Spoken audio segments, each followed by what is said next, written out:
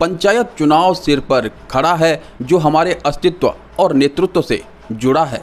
एक ऐसा नेतृत्व जो हमें प्रगति के रास्ते पर आगे बढ़ा सकता है या फिर 5 साल पीछे धकेल सकता है। उत्तराखंड में त्रिस्तरीय पंचायत चुनावों का बिगुल बज चुका है। पंचायतों में छोटी सरकार बनाने के लिए लोकतंत्र के इस महापर्व में माहौल पूरी तरह से सज चुका है। फिलहाल गांव गुठियार, वबरा बौंड, धारा पन्यारा, बाटा घाटा और स्थानीय दुकानों पर चुनावी चर्चाओं की सरगर्मियां बढ़ने लगी हैं।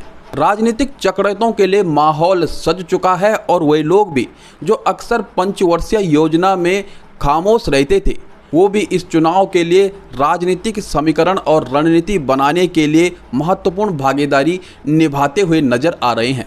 चक्रेतों की फौज और नेताओं की मौज अब इस चुनाव में देखने को मिलेगी। देखना होगा क्या इस चुनाव में जो शिक्षित लोग हैं वो अपना शिक्षा का परिचय देंगे या फिर उसी परंपरा के तहत दारू मुर्गा के साथ इस चुनाव में आगे बढ़ेंगे। गांव वालों को क्या सोचना है, पंचायतों को क्या सोचना है, किस प्रकार से उन्हें अपना प्रतिनिधि तैयार करना है। क्या गांव के लोग एक बार फिर से जातिवाद के आधार पर वोट देंगे या भावनाओं में बहकर वोट देंगे या फिर एक सुयोग्य प्रत्याशी को चुनते हुए अपने क्षेत्र के विकास के लिए महत्वपूर्ण भूमिका निभाएंगे। उत्तराखंड के हर व्यक्ति को ये सोचना चाहिए कि आखिर हमारे गाँव का विकास कैसे होगा। आप अपनी पंचायतों में बिना किसी दबाव के और भावनाओं में बहे बिना एक सुयोग्य प्रत्याशी को वोट दें। वो सुयोग्य प्रत्याशी आपकी जाति बिरादरी में हो या फिर आपकी जाति बिरादरी से बाहर हो। और ये भी ज़रूरी नहीं है कि कोई अधिक पढ़ा लिखा प्रत्याशी बहुत अच्छा प्रत्याशी हो सकता है, बहुत अच्छा नेतृत्व संभाल सकता है या फिर जिसके पास काफ़ी अनुभव है वही नेतृत्व संभाल सकता है। आपने ये देखना है कि किस प्रकार से गांव की वर्तमान स्थिति में प्रत्याशी फिट बैठ रहा है, कौन सुयोग्य है और किसे इस बार समर्थन देना चाहिए, किसे अपना अमूल्य वोट देना चाहिए।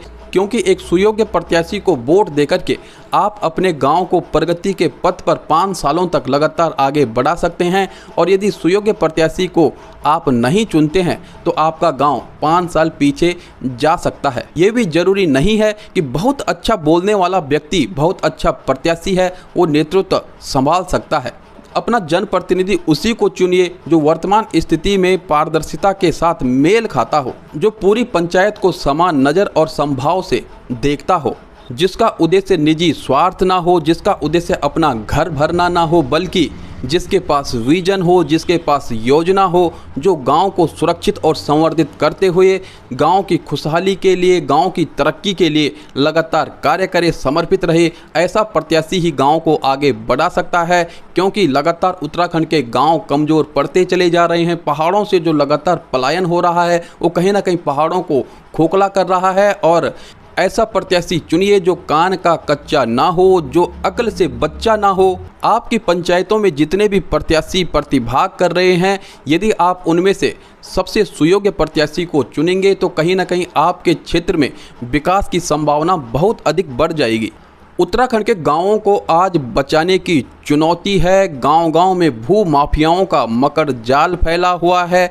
पहले खेत बंजर हुए और अब बंजर खेतों को गलत तरीके से बिना नियमावली के बेचा जा रहा है। खरीदने वाला कौन है, कहां का है, क्या उद्देश्य है, इसका गांव वालों को कोई मालूम नहीं है। बस बेचे जा रहे हैं। अल्प लालच में भविष्य के लिए अपने ही पीठ पर खंजर घोंप रहे हैं और आने वाली पीढ़ी के लिए कांटे खड़े कर रहे हैं। इसलिए अब वक्त आ चुका है गांव-गांव को बचाने का। और गांव-गांव को बचाने के लिए अब आप जिम्मेदार हैं। सक्षम प्रत्याशी को चुन करके उसे प्रतिनिधि बनाने के लिए भी आप जिम्मेदार हैं।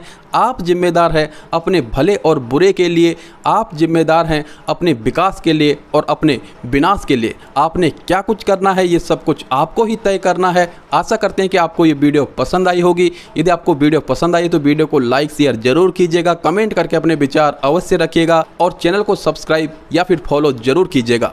नमस्कार।